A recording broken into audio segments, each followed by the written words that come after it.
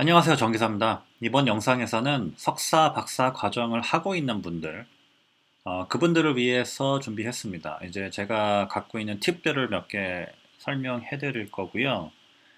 제가 이전에 이제 석사, 박사 과정을 가기 전에 이제 본인이 어떤 것을 확인해 봐야 되고, 스스로 갖고 있는 자질로서 어떤 부분을 한번 생각해 봐야 된다. 그런 것들을 이제 말씀을 드렸었는데요. 이제는 우리가 그 과정을 겪으면서 물론 저도 겪고 있는 중인데 제가 이 겪고 있는 중에 이것을 만들고 추후에 또 졸업을 하고 한번 이 영상을 제 스스로 다시 봤을 때 또 제가 놓친 게 있지 않을까 약간 그런 생각도 들어서 조금 부족할 수 있겠지만 준비를 해봤습니다. 일단은 6가지를 말씀드릴 거예요. 지도 교수님과의 관계가 아주 중요하고 그 부분에 대해서 조금 말씀을 드릴 거고, 그리고 이제 석박사 과정, 특히 박사 과정을 할 때 가장 중요한 것이 연구 주제를 설정하는 겁니다. 그리고 그것을 언제 할 것인가. 결국에는 이제 박사 학위 논문을 써야만 학위를 받을 수 있는 거기 때문에 이것이 어떻게 돼야 되는지, 그거를 좀 말씀드릴 거고요. 그리고 이제 수업을 들을 때 어떤 수업을 들을 것인지, 그리고 이제 추후 특히 학계에 있고 싶은 분들은 어, 논문의 개수가 중요합니다. 제가 봤을 때 컴퓨터 사이언스 쪽 빼고는 전부 다 저널이 몇 개인지가 굉장히 중요한데요. 이제 우리가 잘 모르는 것이 이 정도 되면은 이제 컨퍼런스 논문 정도 되겠다. 아니면은 이 정도 하면은 저널급이 되겠다. 약간 그런 것에 대한 감을 잡기가 어렵습니다. 그래서 제 스스로 어떻게 그것을 잡았는지를 좀 말씀드릴 거고요. 그리고 제가 아주 잘 사용하고 있는 문헌 관리 소프트웨어를 몇 가지 소개시켜 드릴 거고, 그 다음에 이제 자기 홍보를 좀 해야 되는데, 그 방법에 대해서 뭐 간략하게 제가 갖고 있는 팁들을 말씀드리겠습니다. 일단 지도교수 선택은 이제 대학 이번에 이제 들어가기 전에 아주 심각하게 고민해 봐야 된다고 제가 말씀을 드렸고요. 일단은 제가 이렇게 한 문장으로 적어 봤어요. 이제 본인이 바라는 바를 가장 잘 충족시켜 줄 수 있는 분이어야 됩니다. 이제 그 말은 즉슨 뭐냐면 이제 석박사 과정 동안 이제 본인이 목표하는 바가 있을 거고 또 졸업하고 나서 자기가 본인의 인생을 만들고 싶고자 하는 바가 다를 겁니다. 그럼 그 명확한 본인의 목표를 정하고 그 목표를 이뤄가는데 아주 가장 중요한 역할을 해주실 분이 지도 교수님입니다. 예를 들어 논문을 내고 싶어도 이제 우리가 지도 교수님을 모시는 이유는 그 논문이 정말로 가치가 있는지, 논문거리가 될 수 있는지에 대한 판단을 해주시고요. 그 다음에 그 논문을 써가는 그 과정을 보다 아주 논리적으로 매끄럽게 만들어 주십니다. 이제 그런 부분을 담당하고 계시기 때문에 그 부분에 있어서 지도 교수님과 목표 설정이 같은 방향에 있어야 아주 좋습니다.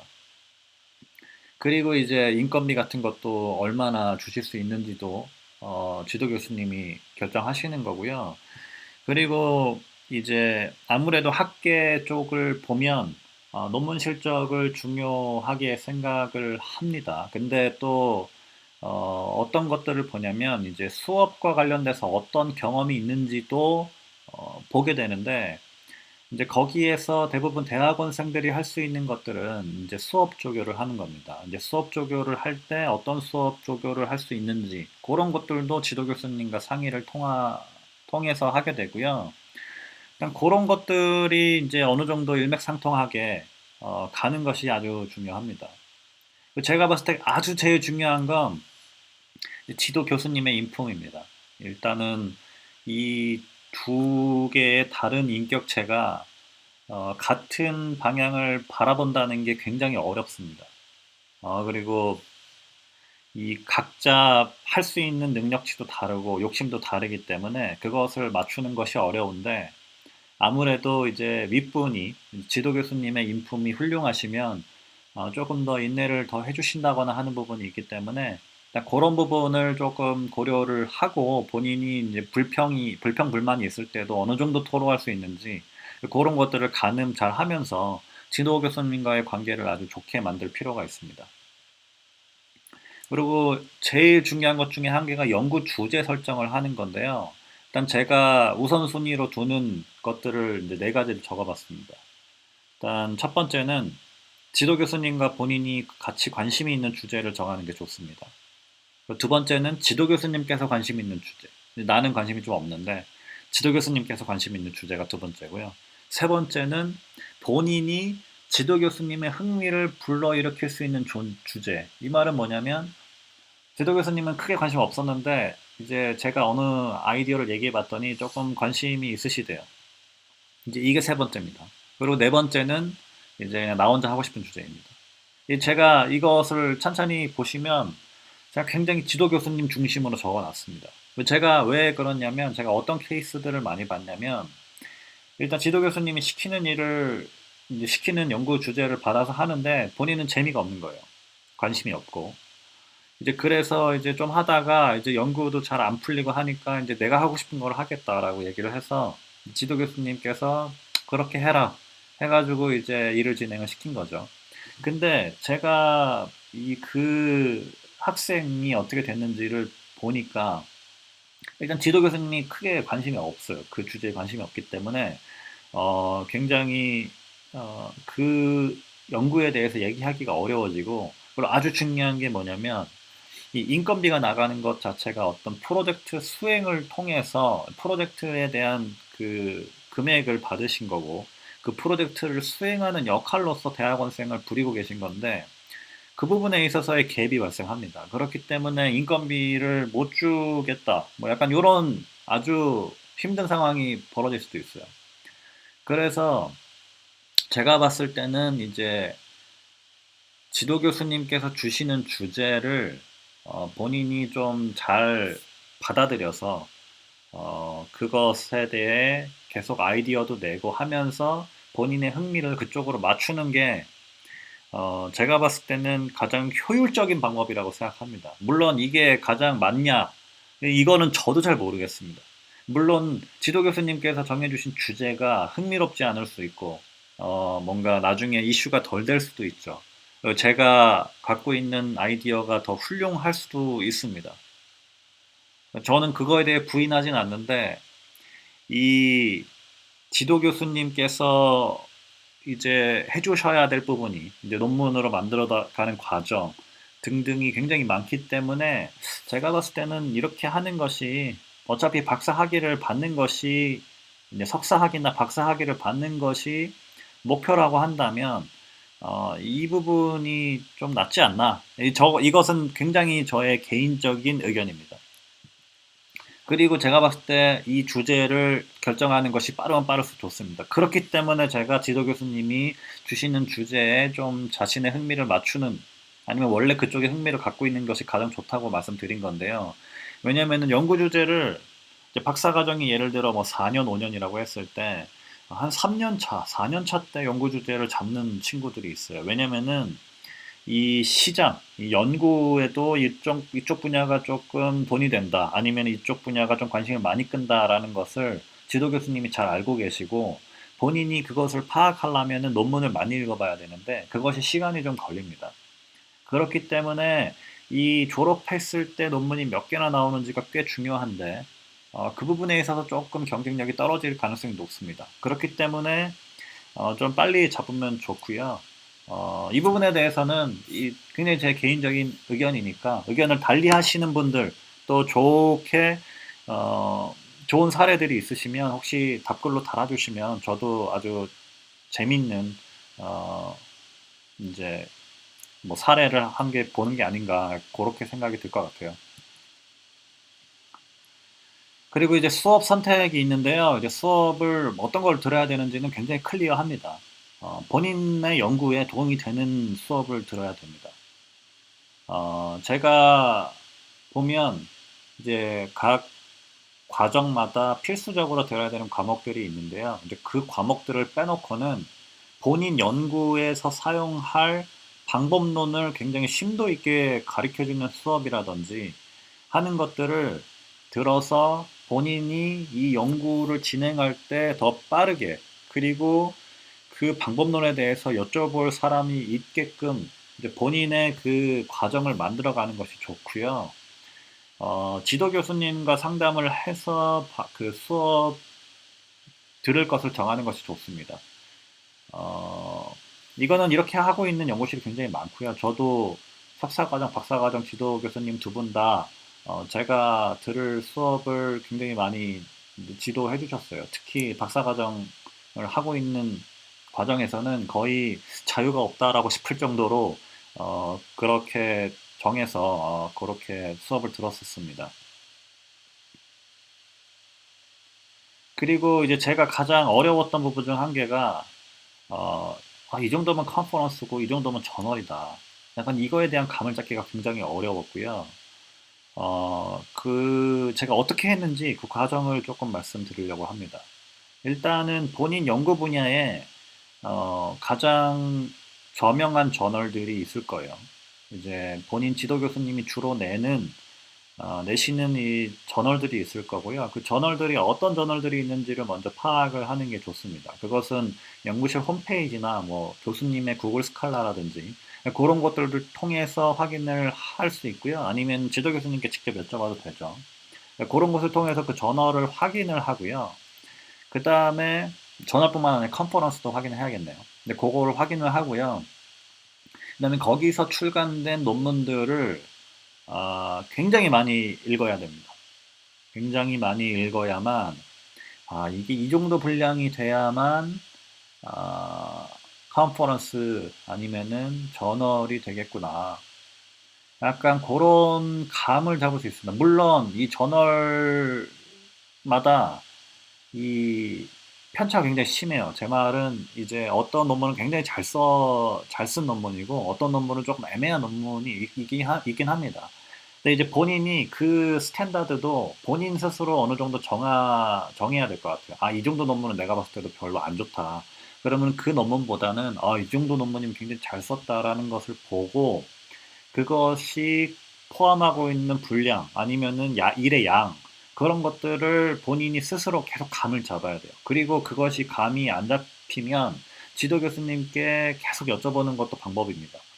저는 이제 석사과정, 박사과정 포함을 해서 한 4년 넘게 걸린 것 같아요. 이것에 대한 감을 확실하게 잡는 것이, 어, 그 정도 걸렸고요. 제가 내고 있는 컨퍼런스나 저널은 이제 아주 구체적으로 좀 말씀을 드리면, 컨퍼런스는 한 3천자에서 4천자, 이제 레퍼런스 포함을 해서 그 정도 쓰면 되고요. 그 다음에 저널은 한 8천자, 그 정도 쓰면 된다. 약간 저는 그런 식으로 굳이 구체적으로 얘기하자면 그 글자 수보다는 담고 있는 내용이 훨씬 중요하죠. 근데 일단은 이제 글자 수로 굳이 얘기를 하자면 그런 식으로 생각을 하고 있긴 합니다. 제가 이렇게 적어놨는데요. 지도 교수님보다 그 연구 주제에 대해서 더 많이 읽어야 되고요. 왜냐하면 지도 교수님께서는 그 연구를 수행하는 것뿐만 아니라 뭐 프로젝트도 따야 되고 학생 관리도 해야 되고 수업도 해야 되고 하기 때문에 더 많이 바쁘시고요.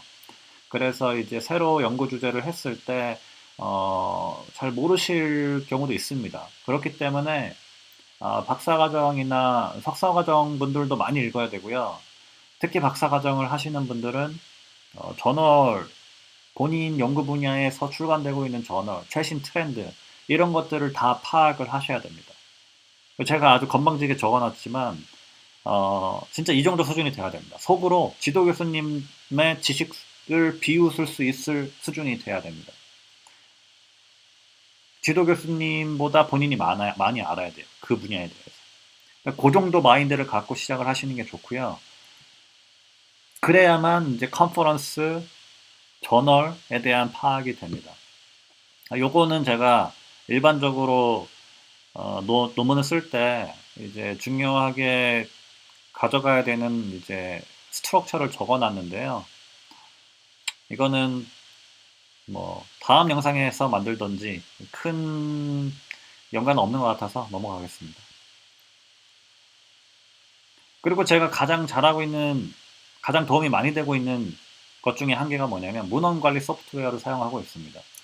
어떤 친구들은 자기는 이거 안 써요 이러는데 뭐 본인의 자유이고 본인이 그렇게 해도 뭐 그 상관은 없습니다. 근데 제가 봤을 때는 이 문헌 관리 소프트웨어를 사용을 해야만 본인이 읽은 논문에 대해 정리도 확실하게 되고 그리고 추후에 어, 이 논문을 적을 때 어떤 논문을 인용을 하면 그 논문에 대한 그 논문을 적어야 됩니다.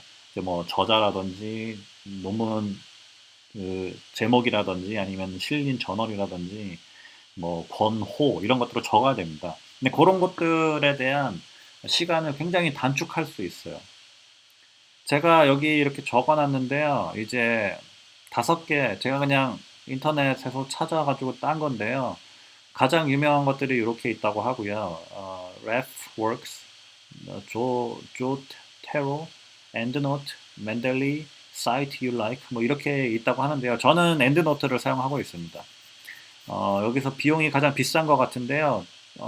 저는 이제 석박 이제 두 학교에서 전부 다 엔드노트를 무료로 제공을 해주고 있어서 그것을 사용하고 있고요.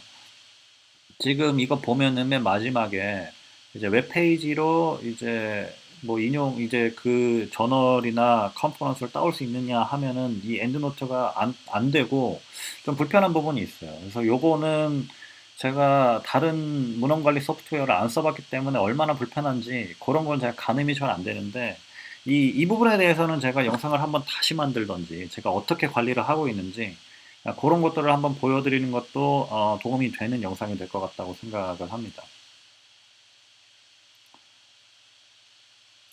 제가 한마디 더 하자면 어, 학교에서 이것을 교육해 주기도 합니다. 저는 석사를 할 때 엔드노트에 대해서 이제 도서관 쪽에서 요거 프로그램 사용하는 것을 교육을 해줘서 그거를 들으러 갔었고요. 거기서 굉장히 많이 배웠었습니다. 그래서 이것을 한번 학교에서 어떤 프로그램을 제공해 주고 있는지 한번 확인을 해 보시고 그리고 본인 스타일에 맞는 것을 찾아서 사용하시는 게 좋아요.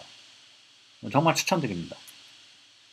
그리고 이제 자기 홍보를 제가 봤을 때는 꼭 해야 된다고 생각을 합니다. 특히 너무나 많은 사람들이 석사, 박사 과정을 하고 있기 때문에 제가 그런 영상도 하나 있는데 그걸 땄으면 좋았을 텐데 일단은 너무나 많은 학생들이 있고 또 논문의 수가 굉장히 많이 나와요. 근데 그 상황에서 이제 본인이 어떤 사람인지를 남한테 보여주기 위해서는 이 다양한 플랫폼들이 있고 거기서 본인이 이제 어떤 일을 하고 있는 사람이고 어떤 이력이 있는지를 확실하게 보여주는 게 저는 굉장히 중요하다고 생각을 합니다.